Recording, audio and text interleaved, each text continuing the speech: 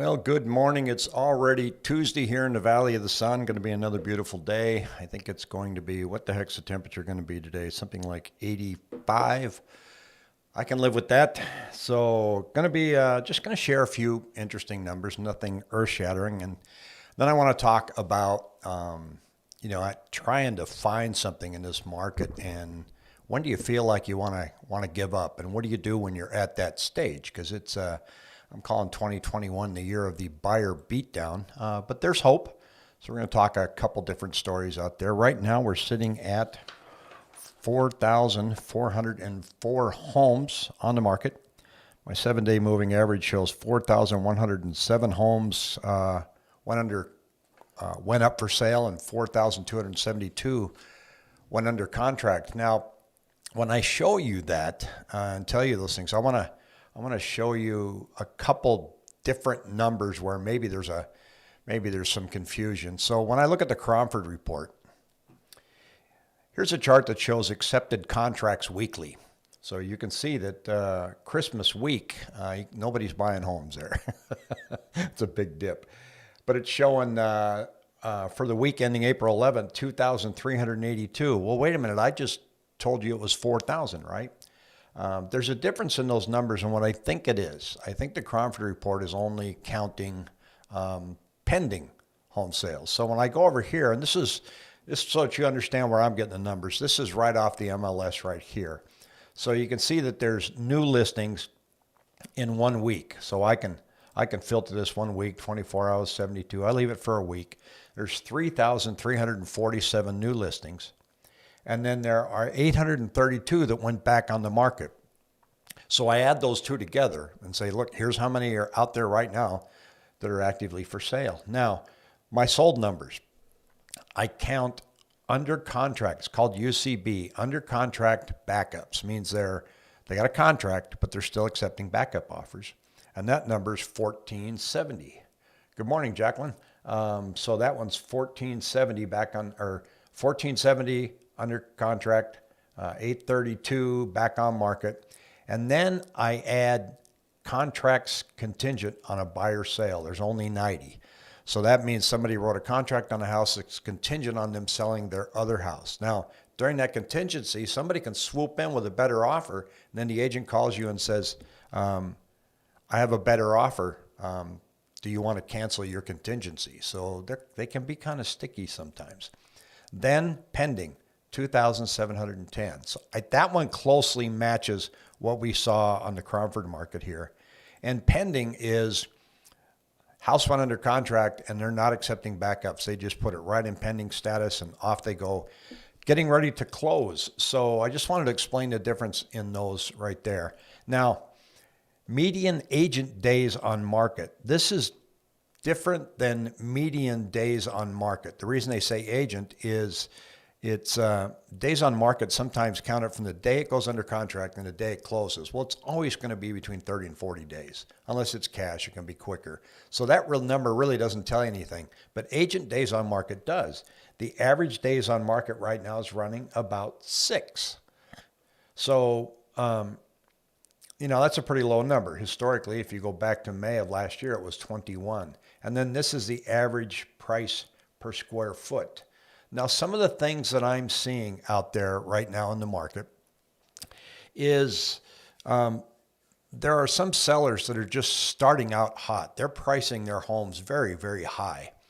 And your agent should be able to recognize that. So you need to look at when a home comes on, and there are some that I've seen that come on in areas I'm very familiar with, and I'm thinking, what the heck? I mean, it's not one, it's a beautiful home. Don't get me wrong. But they're asking $680 for it. And that's a lot. It's only 2,400 square feet. When it first came on and I looked at it, I sold 2 homes in that neighborhood about a year and a half ago. Highest price one was $540. So $680 is pretty steep. And so I said, this one's going to be one to watch. Well, I'm not going to show it on here because I don't want to beat anybody up, but it's still on the market, and it's been on the market for 6 days. In this market, if you're on the market for 6 days, then you're priced too high. So I think when you reach a period right now where home prices are accelerating so much, sellers get very overconfident and they jump in and go, well, let's try this. And so you may start to see some price reductions, but not a lot. There is a pretty good number here of coming soon listings of 1,106. And I saw one in, let's see if I can pull it up here. It's pretty nice.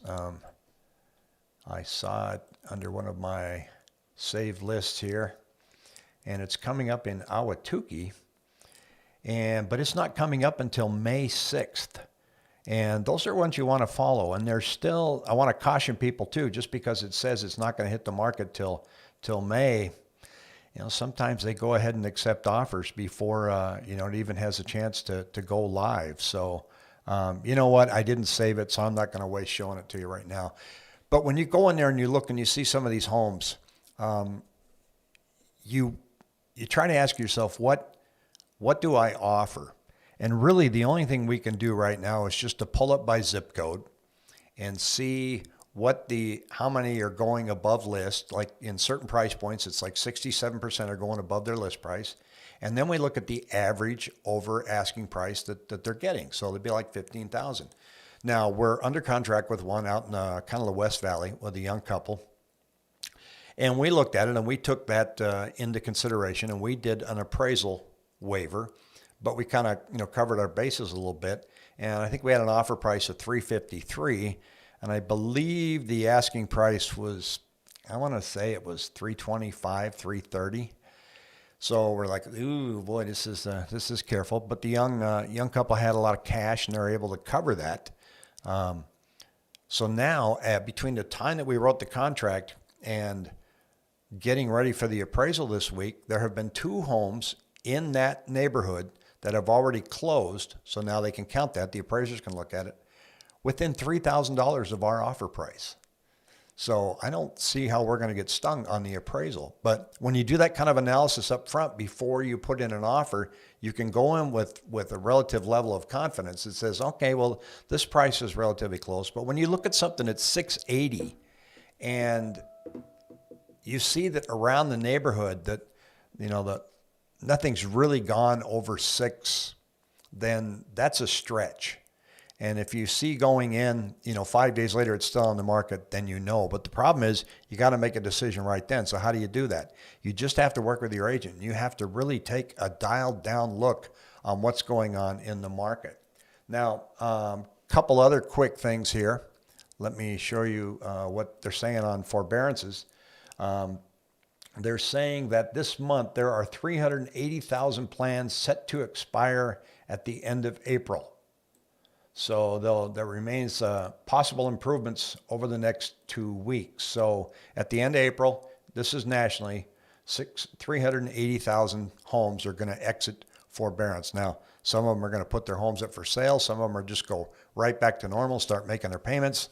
Some of them may foreclose, but we're not seeing any foreclosure numbers at all in this market. Now, here's an interesting article. Before I get to crying uncle. So have you ever played uncle? I had an older brother. What you do is you wrestle and you get him in a position, you like bend their arm when you can't take it anymore. You just say, uncle. I don't know why uncle's there. The most popular cities for millennial home buyers, according to Lending Tree. Where are millennials gravitating to? Are they coming to Phoenix? No. This is very interesting to me, very surprising to me. 10 most popular metros for millennial home buyers moving to the city. San Jose. I mean, that place is expensive as all get out. Boston, Massachusetts. Boston's fun. Denver, Colorado. Love downtown Denver. Minneapolis. That one surprises me. Number 5, Buffalo, New York. That is, I can't wrap my heads around that one. Why? It's cold out there, kids. Why are you moving there? San Francisco, Salt Lake City, Austin, Texas. I get that. That is number 8. Pittsburgh, number 9. Las Vegas, number 10. So just about all of those, with the exception of Austin and Denver, kind of took me by surprise. I was not expecting that when I saw this headline. So I thought that was pretty interesting. So now, You're out there and you're trying to buy a home and you're just getting beat down. And you have already determined what your budget is. I've got this much money. I'm going to put this much down. I'm not paying more than this price. I'm going shopping. And then you're getting out there and you're finding out that your offer's just not being accepted. So what do? Well, it's your budget, it's your money, and you have made your decision. So you're either going to hit some reality that says, well, my numbers are way off, I can't find anything, or you end up driving further west or further east, drive till you qualify. Or you change your offer up a little bit. You start waiving appraisals. Make sure you have a cap in there so that it's not just, you have to come to the table with $40,000, $50,000 more dollars. That's a disaster. Or you just stand your ground and say, this is the budget that we determined that we're going to work in. And we feel confident that we can find something there. Just keep swinging your bat. You never know. Just keep going. Your agent's probably going to write 10, 15 offers. That's what we're for.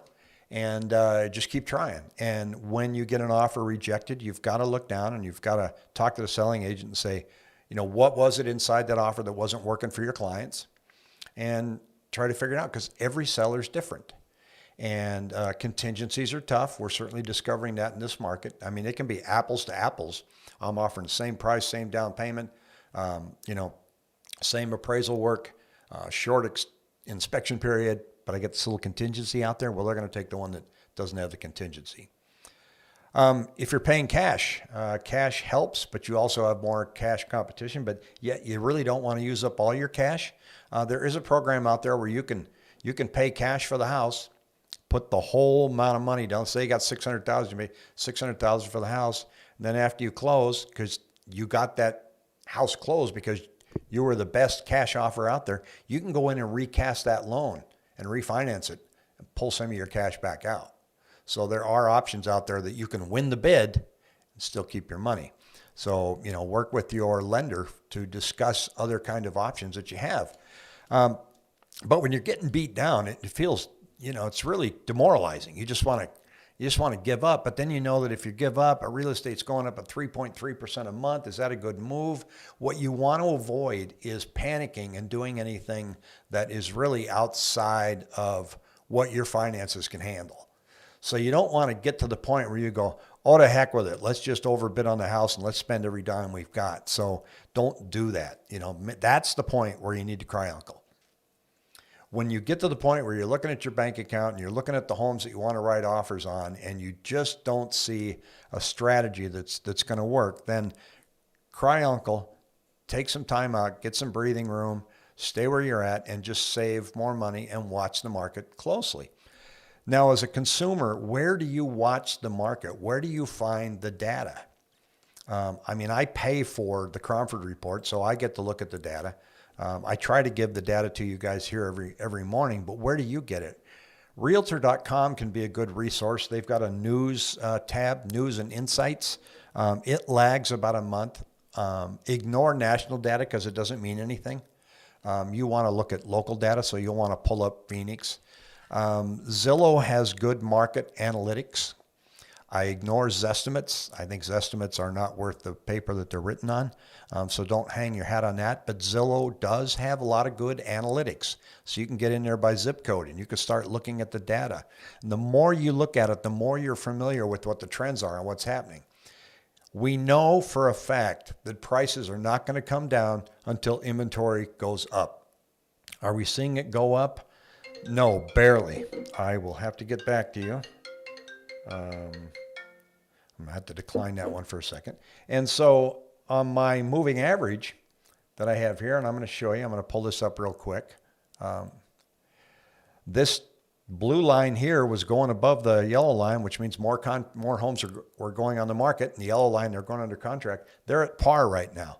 So listings are starting to come up just a little bit, but they're being followed by the sales. Until that dynamic changes, folks, prices are going to continue to go up. And right now, we are tracking to where it's probably going to be a 40% increase this year, matching right where we were in 2005.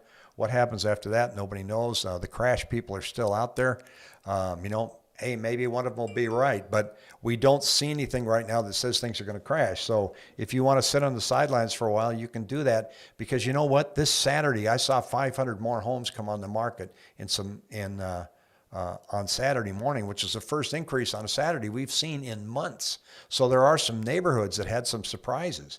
As you were looking and you were very demoralized a few weeks ago, now you look and you go, wait a minute, we're starting to get more houses. Well, in Phoenix in July, kids go back to school at the end of July. So you're going to start seeing more homes getting listed so they can get them sold so they can be relocated before the end of July, before school starts.